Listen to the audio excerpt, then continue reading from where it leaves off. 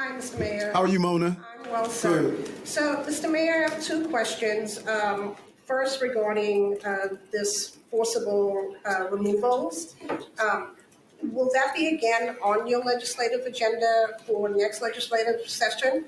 And what changes are you seeking to that? And also, if there is currently a bill for that, who is sponsoring the bill? That's my first question. Sure. That's absolutely as much on our agenda as ever for the upcoming session. It's called the Supportive Interventions Act. It's been introduced by Assemblymember Braunstein, and we hope to have a Senate sponsor soon as well.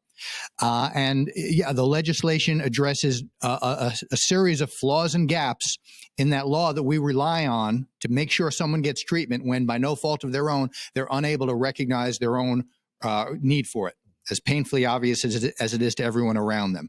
And a key piece of that is to codify language that we believe the current law already says, and the current law is vague, and courts have interpreted to mean a certain thing that there's still some pushback on our efforts to make people understand. And so we would like to have explicit language in the law that makes clear that when you find somebody to be a danger to themselves or others, right, because that's the crux of the standard for holding somebody involuntarily, you've got to find that they have a mental illness and that they're a danger to themselves or others.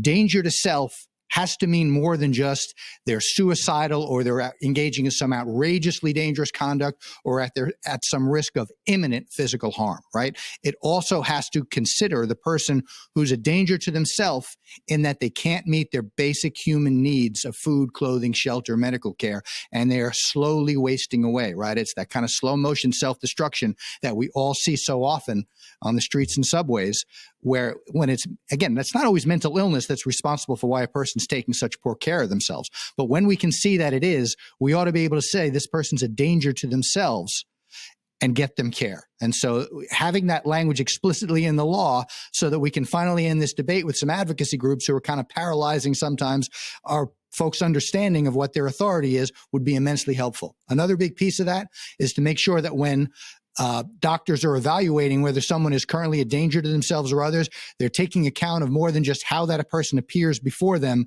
in that very moment, right? Because we have people who've been through the system a lot. They have developed some ability to kind of keep it together for the moment of an evaluation, or maybe they've been in the hospital a little while and they've been subdued and calmed down. And the doctor is seeing them saying, well, I don't see any evidence that you're a danger. You're telling me you're fine. You're not saying you're going to hurt anybody. And they let them go. Right. And so we want to make sure that there is language in the law that makes clear that an assessment of whether someone's a danger to themselves or others has to take account of more than just how they appear in that moment. It's also about their medical history, their likelihood to stay engaged with outpatient treatment when they do get released, and the behavior that brought them there in the first place. So getting that full context into it is another of the many things that we have in a bill. And I'd be really happy to sit down with you and walk through all of it. And there's another piece to this that we have to think about. We're closing Rikers. We're building 4 more jails. 18 to 20% of the inmates at Rikers Island have severe mental health illness. 51% have mental health illness. It's not logical to me to create 4 smaller Rikers. I've called for this before, and I will call for it again. One of those jails should be a state-of-the-art mental health facility where people can get real care. It is criminal that we are incarcerating people with severe mental health illness. And to continue this, knowing that you're not going to hold them forever, and then they leave, and you see things like this happen. Families are seeing the mental health of their loved ones erode, and there's no real infrastructure that we're using modern day state-of-the-art methods, a beautiful facility. We're building something ground up and new. One of those jails should go to deal with 51% of our population.